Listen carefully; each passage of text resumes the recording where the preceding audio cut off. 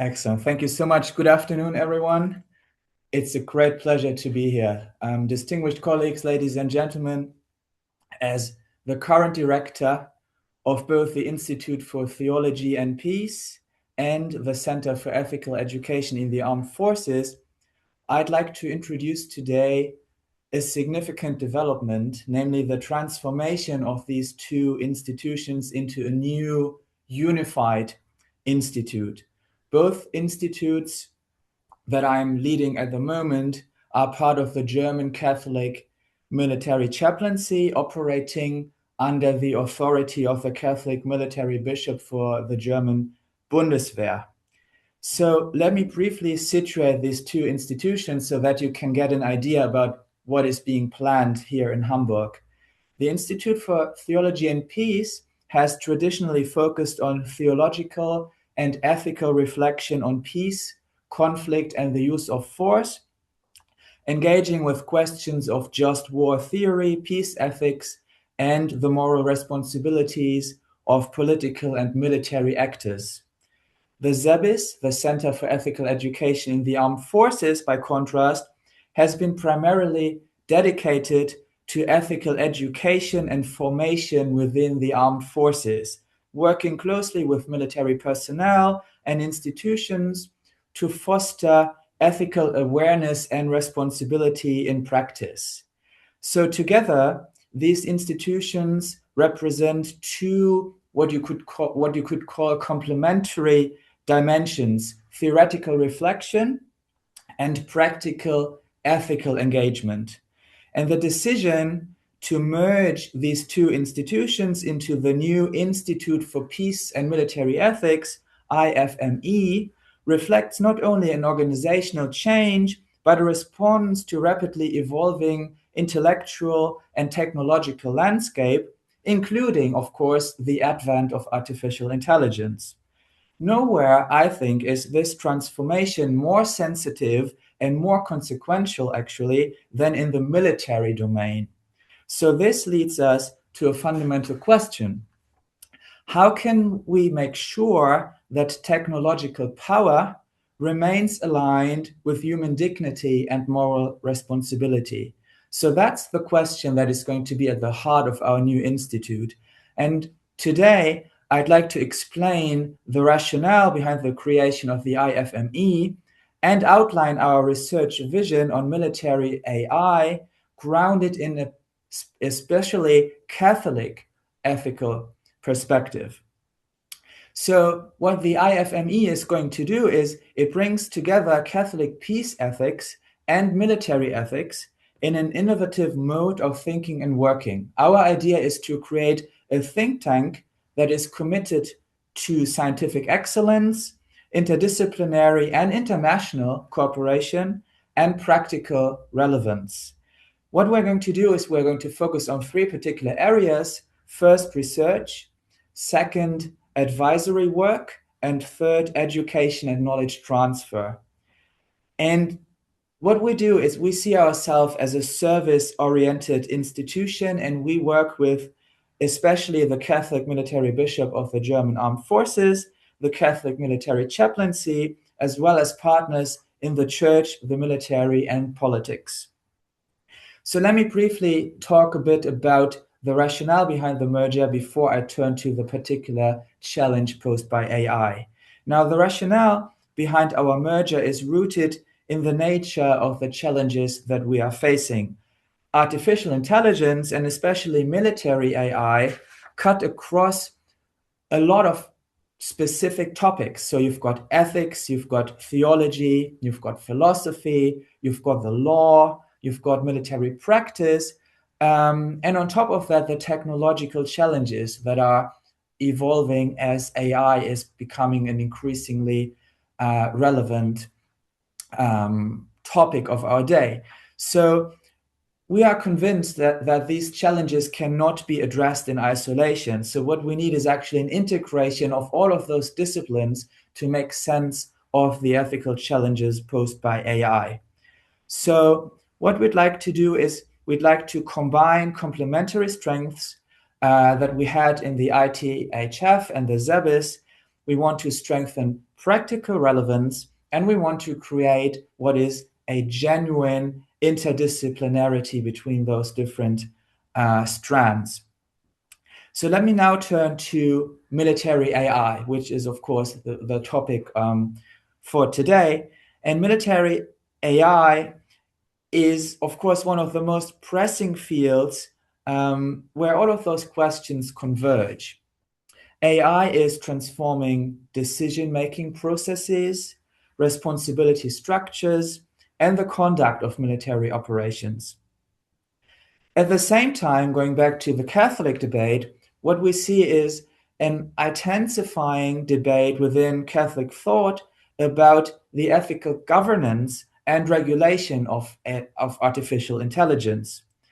And one important line of discussion within that debate is about the status of just war thinking. In light of AI-enabled systems, fundamental questions arise.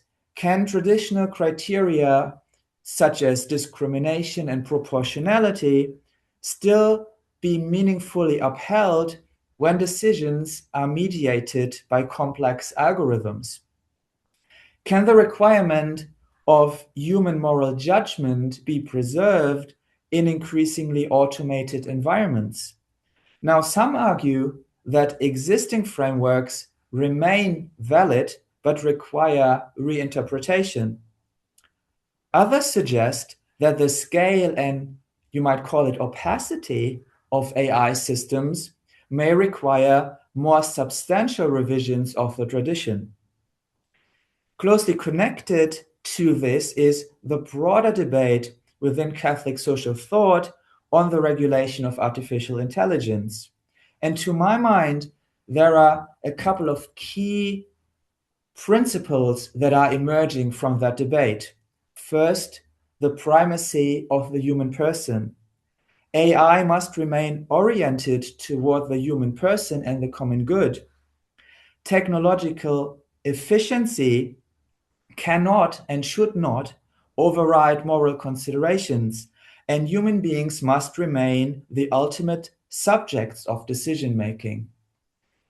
There's another principle that I think is really important, and that's commonly referred to as meaningful human control. There's a growing consensus that AI systems, and especially AI systems in military contexts, must remain under meaningful human control. And that's not just a technical requirement, but it's a moral one because it's grounded in the idea that responsibility cannot be delegated to non-human agents. There's also an issue with regards to accountability and transparency. AI systems must be understandable, must be traceable, and must be accountable to be considered as morally acceptable. Now, that's something where, again, interesting ethical questions arise. So there's the concern about black box systems whose internal logic cannot be adequately explained. And that's, of course, an important topic to be discussed. There's also a risk of dehumanization, especially in warfare. There's a concern that AI may create distance from the human consequences of action, especially on the battlefields. This risks lowering thresholds for the use of force and potentially may weaken the moral awareness of decision makers. So, increasingly relying on AI output could actually put us on a slippery slope towards the dehumanization of warfare.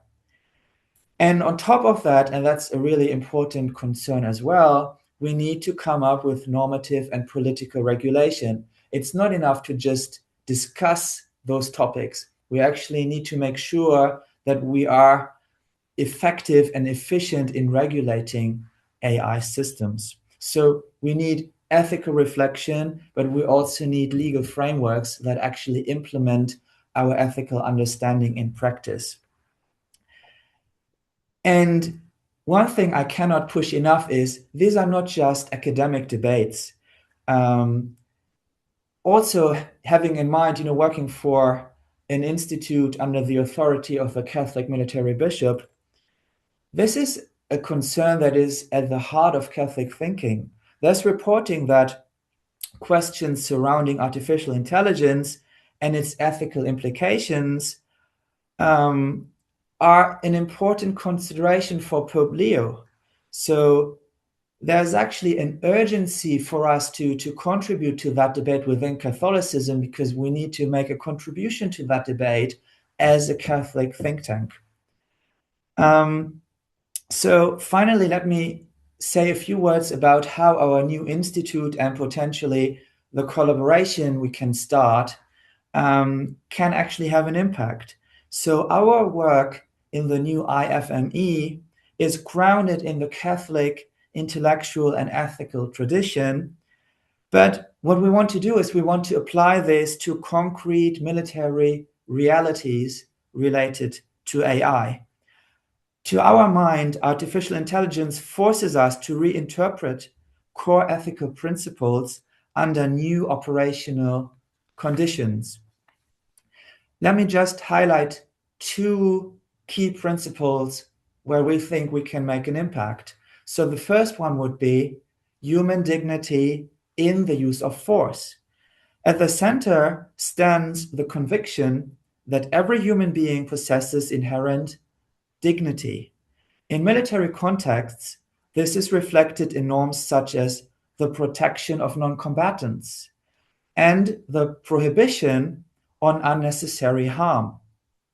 At the same time, if we look at the advent of AI, we see new risks arising. When targeting decisions are being mediated by algorithms, there's a concrete danger that persons are being reduced to data profiles, to pattern of behaviors, as it's called in military speak, or just mere probabilities. From a Catholic perspective, this is deeply problematic. Even in armed conflict, the human person must not disappear behind abstraction.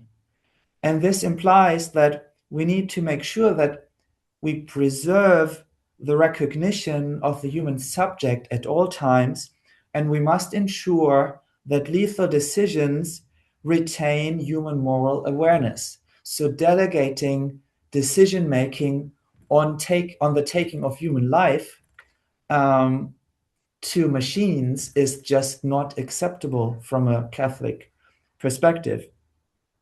Now, the second point I'd like to make before I close is responsibility and command in AI-supported operations must be thought about. Military structures depend on clear chains of command and accountability. And to our mind, AI can complicate this. When decisions are supported or even partially delegated through algorithms, it becomes harder to determine responsibility. From a Catholic perspective, responsibility should not be displaced onto machines, and commanders who are making the orders must remain accountable. There should not be any responsibility gaps arising. So we must have a debate about meaningful human control, not as a technical possibility, but we need to make sure that it is essential to preserve moral responsibility at all times. So having given you that overview about what we want to do with our new institute and how this all fits into the grander scheme of things with regards to AI, let me conclude with one central thought. AI challenges us not just in a technological way, but actually ethically and anthropologically. It forces us to ask, what does it mean to remain human in an increasingly automated world? Our new IFME, the Institute for Peace and Military Ethics, seeks to make a contribution to that question by asking the right questions so that even in the most complex In high-stakes environments, as in warfare, human dignity remains the guiding principle. So thank you so much for your attention, and I look forward to working with you all. Thank you.